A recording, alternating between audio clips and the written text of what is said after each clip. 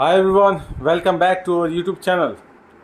आज हम लोग फिर से लाइट चैप्टर से रिलेटेड एक न्यू टॉपिक के साथ आपके सामने मैं हाजिर हूँ। लास्ट वीडियो में हम लोगों ने लाइट में क्या पढ़ा था, डिस्पर्सन के बारे में पढ़ा था और भी बहुत सारे टॉपिक्स वहाँ पर डिस्कशन हुए थे। तो यहाँ पर भी जो हम लोग स्टार्ट कर रहे हैं वो डिस्पर्सन से रिलेटेड ही है।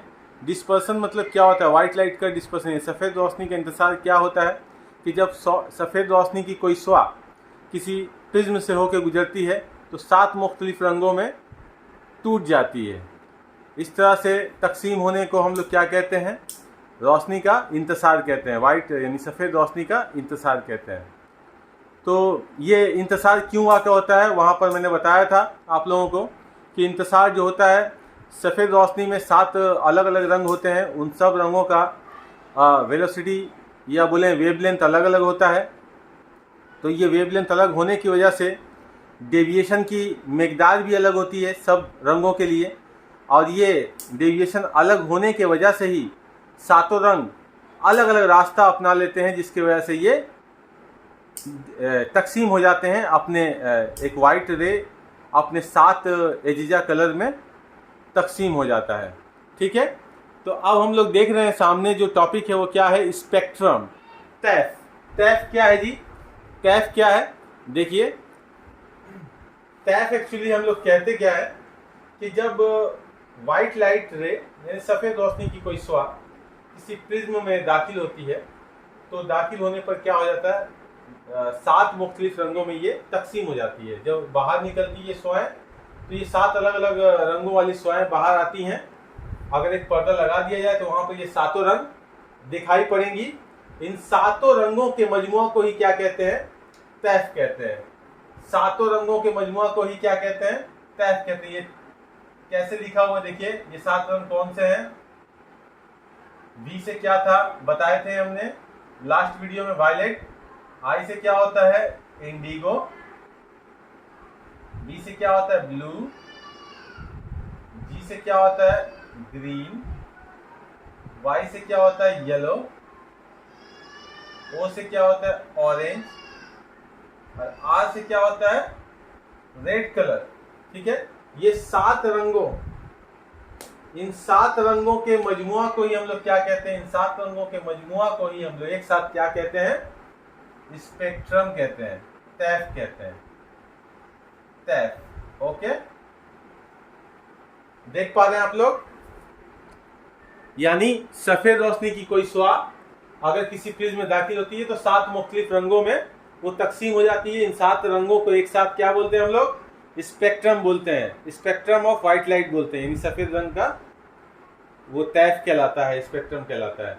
ये 7 रंग कौन कौन से हैं? वायलेट है, इंडिगो है, ब्लू है, ग्रीन है, येलो है, ऑरेंज एंड रेड। इसको अगर शॉर्ट फॉर्म में बोले विबग्योर। विबग्योर याद रखिएगा, VIBGYOR। इससे आप कलर भी लिख पाइएगा। तो देखिए, टैफ कहलाता है ये। टैफ 2 तरह का होता है। टैफ जो होता है 2 तरह का होता है। एक होता है खालिस टैफ, एक होता है गैर खालिस टैफ। खालिस टैफ किसे कहते हैं? वो टैफ मतलब रोशनी की, सफ़ेद रोशनी की कोई शुआ किसी प्रिज्म से गुजरती है। मैं बोल रहा हूँ, आप इसे नोट डाउन कर सकते हैं। सफ़ेद रोशनी की कोई शुआ किसी प्रिज्म से जब गुजरती है तो 7 मुख्तलिफ रंगों में तकसीम हो जाती है। ये 7 रंग अगर जो बाहर जो निकल रही है, ये 7 रंग अलग अलग वाजे तौर पर दिखाई देते हैं अगर, तो इन स्पेक्ट्रम को हम लोग क्या बोलते हैं? खालिस टैफ बोलते हैं। यानी ये 7 रंग एक दूसरे में गुडमुट नहीं रहेंगे, यानी मिले जुले नहीं रहेंगे, बल्कि अलग अलग। वायलेट अलग दिखाई देगा, इंडिगो अलग दिखाई देगा, ब्लू, बाकी जितने भी कलर हैं सब अलग अलग दिखाई देंगे, यानी ऑब्जर्व होंगे। ठीक है, तो एक बार मैं फिर बोल देता हूँ। यानी सफ़ेद रोशनी की कोई शुआ किसी प्रिज्म से जब गुजरे तो 7 मुख्तलिफ रंगों में तकसीम हो जाती है। ये 7 रंग अगर ये 7 रंग पर्दे पर अलग अलग वाज़े तौर पर जब दिखाई देते हैं तो ऐसे टैफ को हम लोग क्या बोलते हैं? खालिस टैफ। ठीक है, और वही अगर उल्टा बोले, सफ़ेद रोशनी की कोई शुआ किसी प्रिज्म से जब होकर गुजरती है तो 7 मुख्तलिफ रंगों में तकसीम हो जाती है। ये 7 रंग पर्दे पर अगर एक दूसरे पर एक दूसरे के ऊपर दिखाई पड़े, गुडमुड दिखाई पड़े, यानी मिले जुले दिखाई पड़े, अलग अलग वाजे तौर पर ना दिखाई दें, तो ऐसे तैफ को हम लोग क्या कहते हैं? गैर खालिज तैफ कहते हैं। याद रहेगा? तो आप देख लीजिए, बहुत ही इंपॉर्टेंट है। एक एग्जाम में बोलता है कि एक नेचुरल तैफ, नेचुरल स्पेक्ट्रम यानी कुदरती तैफ का मिसाल दीजिए।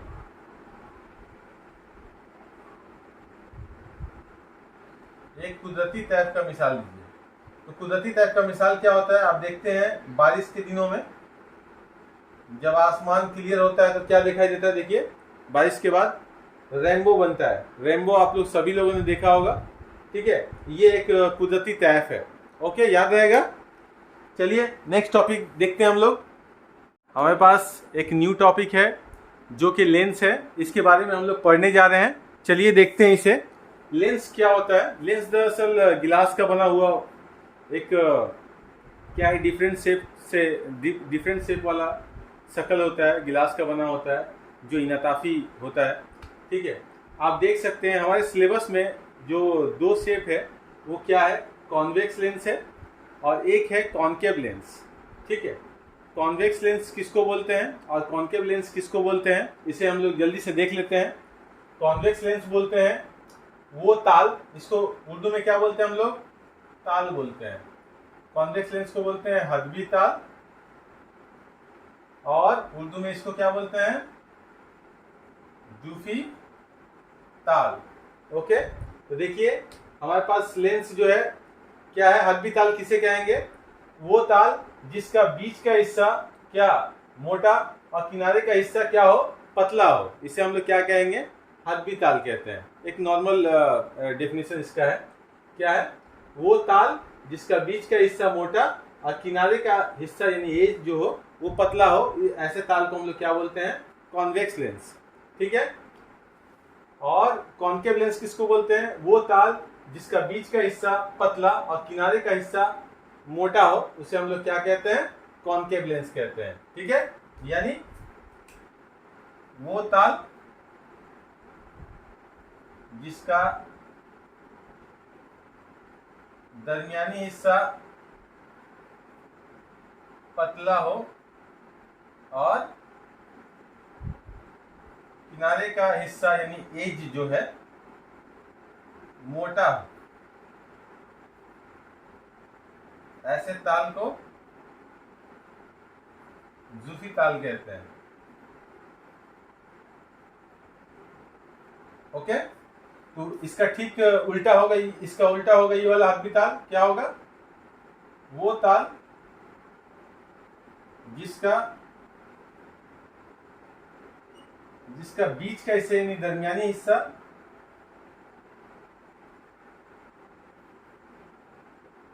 मोटा हो और एज वाला जो हिस्सा यानी किनारे का हिस्सा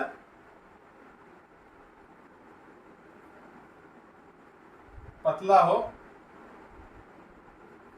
ऐसे ताल को क्या कहते हैं? हदबी ताल कहते हैं,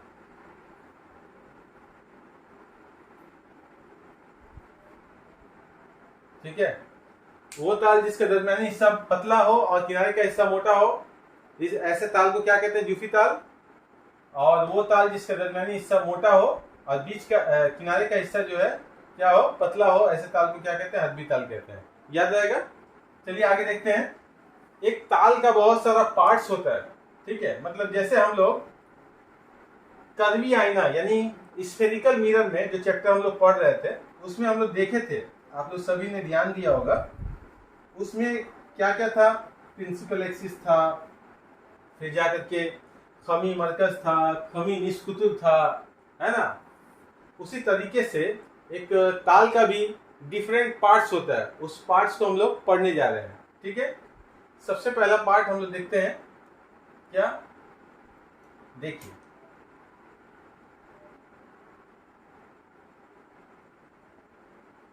कहीं से हम लोग स्टार्ट करते हैं। एक सिंपल सा हम लोग लेते हैं, मान लीजिए खमी मरकज, ताल का खमी मरकज किसे कहते हैं? देखिए यहाँ पर जो कॉन्वेक्स लेंस हमारे पास है दो साइड से कॉन्वेक्स है, तो ऐसे कॉन्वेक्स को हम लोग बोलते हैं बाई कॉन्वेक्स। बाई कॉन्वेक्स यानी दो हिस्सा उभरा हुआ है, ठीक है। तो देखिए यहाँ पर ताल का खमी मरकज से आप क्या समझते हैं? देखिए खमी मरकज से हम लोग ये बोलते हैं कि किसी ताल के खमी मरकज से मुराद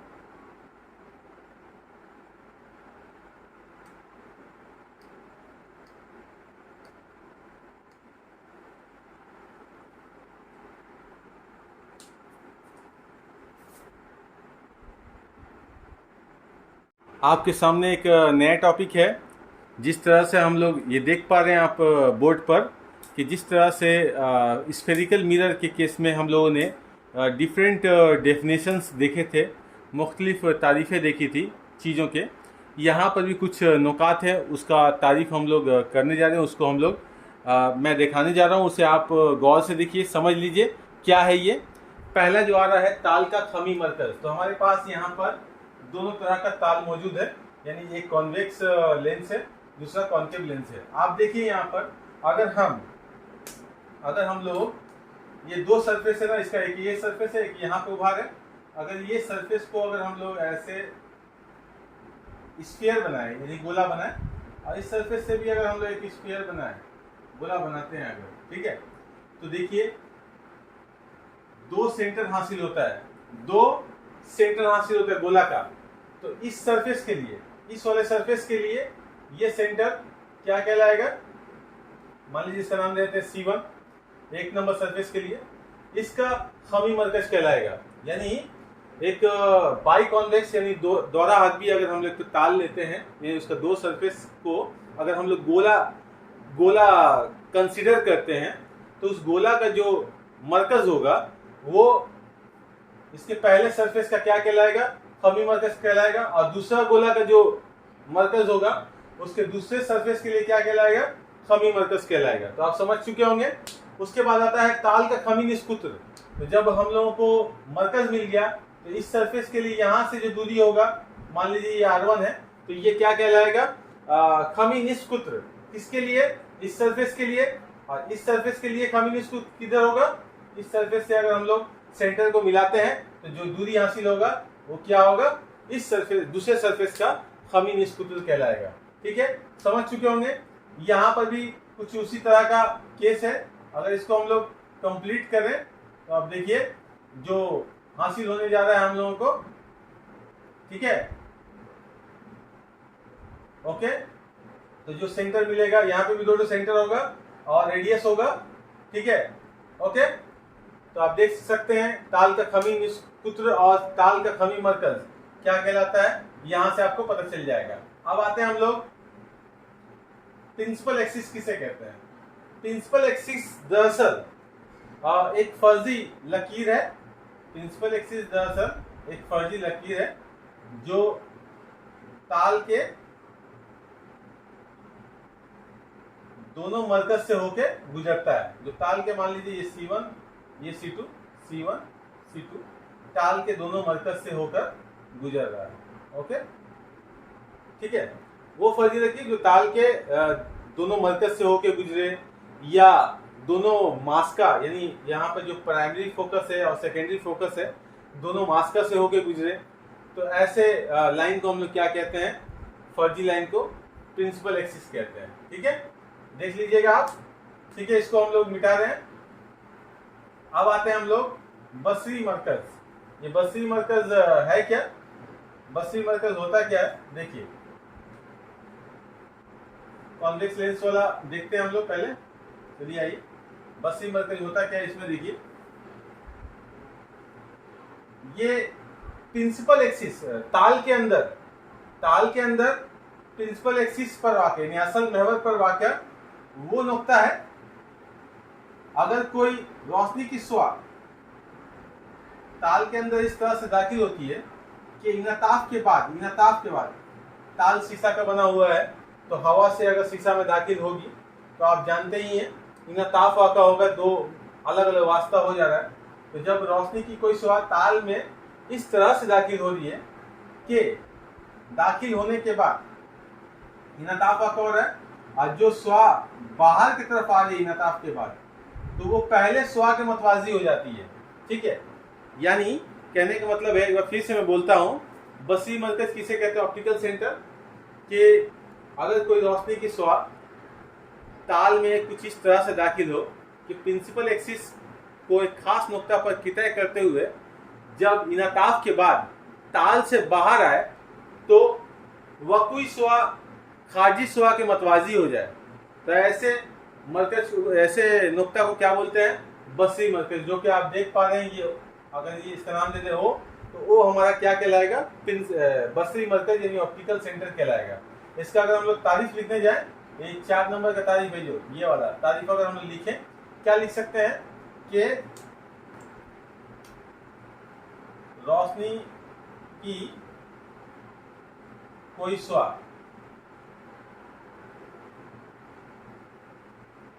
ताल में इस तरह दाखिल हो कि ताल में इस तरह से दाखिल हो कि असल महवर को एक खास नुक्ता पर किता करते हुए आगे बढ़े और जब इनताफ के बाद ये शुआ बाहर आए तो पहले वाली शुआ यानी वकुई शुआ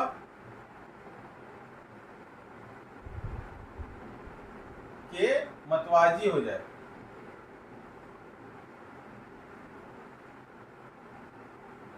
तो उस खास नुक्ता को क्या कहते हैं? बसरी मरकज कहते हैं।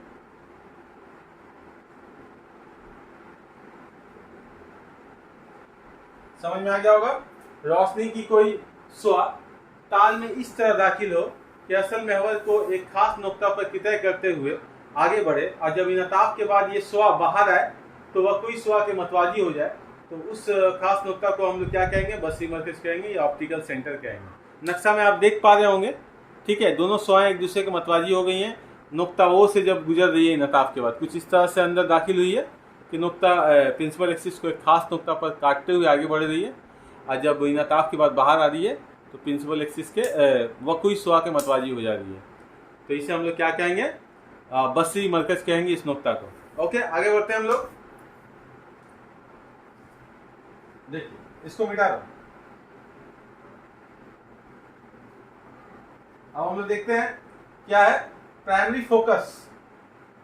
Very important. प्राइमरी फोकस क्या कहलाता है? एक्चुअली आप देखिए, लेंस का 2 सतह पड़ जाने की वजह से इसका 2 फोकस भी हो जा रहा है। ठीक है, 2 मास्क का हो जा रहा है। 2 सतह है ना, 2 सतह है, इनताफी सतह है, दोनों 2 मास्क का हो जा रहा है इसका। ओके, आइए देखिए दोनों मास्क के बारे में हम लोग देखते हैं। पहले